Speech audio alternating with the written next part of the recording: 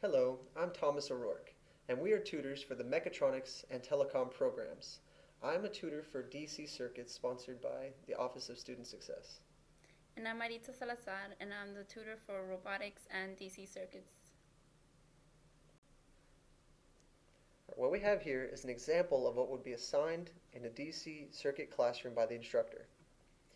We are given this example and these values and are expected to fill in this chart down at the bottom here.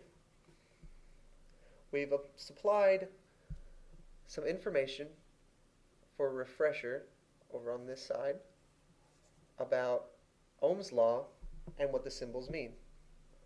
We have I at the bottom for amps and current. V is for our volts, and this sign is called the omega symbol, and it is for our resistance. Up the top we see a power wheel which helps us visually see the Ohm's law formula in action. And Maritza is going to help us by showing us how we would start in solving for our resistors, which are these R1, R2, and R3. Okay, first we want to start off with filling in all the information we have. We're going to fill in our 862 millivolts. And we're going to put in our 1 kilo ohms.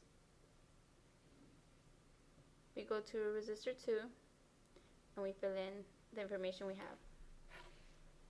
We have 862 microamps, and we have 1.8 kilo ohms. And finally, our resistor 3, we have our current 862 microamps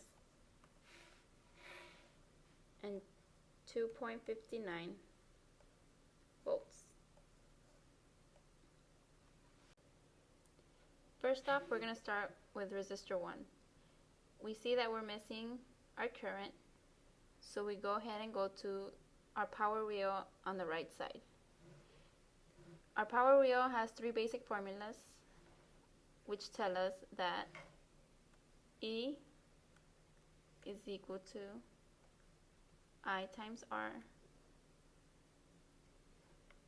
I, which is our current, is equal to E over R, and R, our resistance, is equal to E over I. We start off using our current formula. We know that we're looking for current, so we use E over R. Our E is going to be our voltage, so we go ahead and plug in to your calculator the 862 millivolts divided by our 1 kilo ohms. Once you plug that into the calculator, you will have 862 microamps. Okay, next we have resistor 2, and we're going to find our voltage because that's our missing variable. We go ahead and go to the Ohm's law, and we find that to find our voltage, we need to use the formula E is equal to I times R. So we go ahead and plug in those numbers. Our current is going to be 862 microamps times 1.8 kilo ohms. Once you plug that into the calculator, you should get 1.55 volts.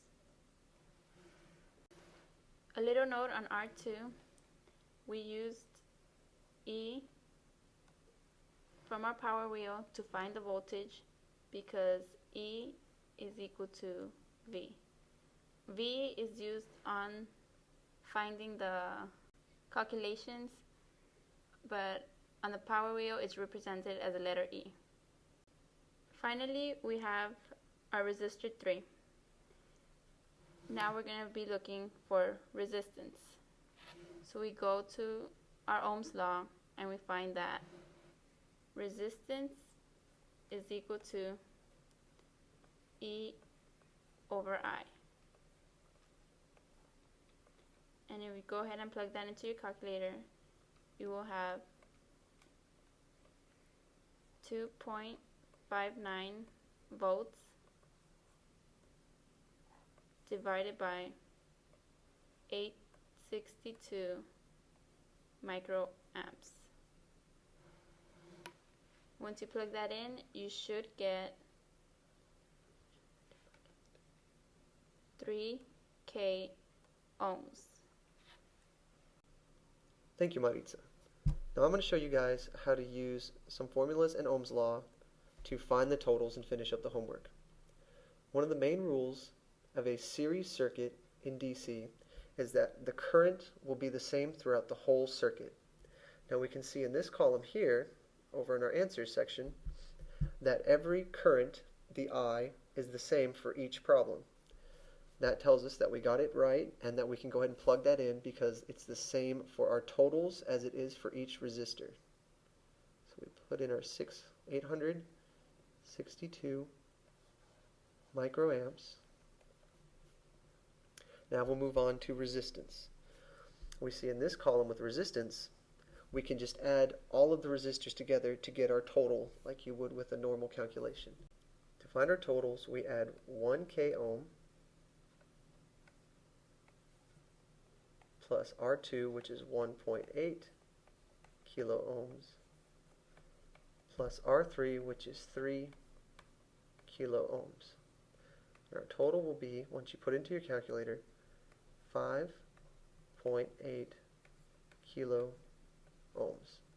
So we can take that and put it as our answer.